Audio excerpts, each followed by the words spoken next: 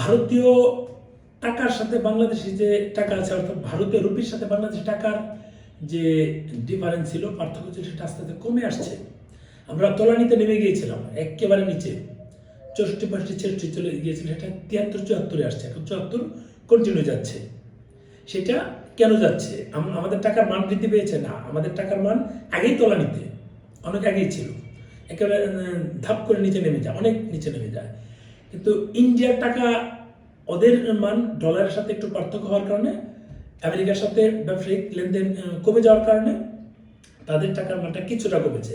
আগে 84-85 $1 পাওয়া যেত রুপি, এখন সেটা 90 পাওয়া যাচ্ছে। আর আমাদেরটা দেখুন, আমরা মানে $1 সমান পরিমাণ যেখানে 94-95 পেতাম, সেটা আমরা $1 সমান পরিমাণ 125 দিতে হচ্ছে, 22 থেকে 25। তার মানে আমাদেরটা তো তলানিতে ছিলাম, এটা পার্থক্য ওদের কিছুটা কমেছে, সেটার জন্য হতে পারে আমাদের ঊর্ধ্বগতি হয়েছে, আমাদের হয়নি।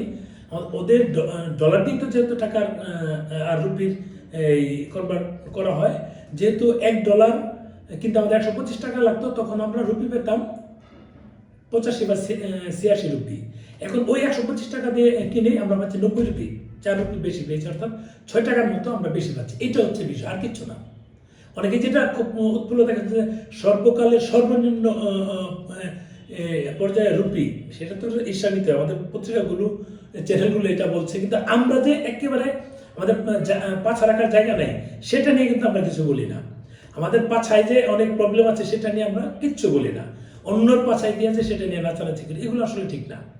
আমি দিয়েছি কেন? আমি চাচ্ছি যে আমাদের টাকাটা রুপির কাছাকাছি যাক, যেটা আগে 90-91 পেতাম, আমাদের জন্য ভালো। কিন্তু আমি তো কারো বিরুদ্ধে কিছু বলিনি, কারো বিরুদ্ধে কিছু বলিনি, কিন্তু অনেক পত্রিকা চ্যানেল এটা নিয়ে নিউজ করছে, রুপি নিয়ে নাচানাচি করছে। রুপি নিয়ে নাচানাচি করে আমাদের টাকাটা 100 টাকায় $1 পাওয়া যায় কিনা সেটা দেখেন, তাহলে আমাদের জন্য ভালো, সেটা বাড়ান।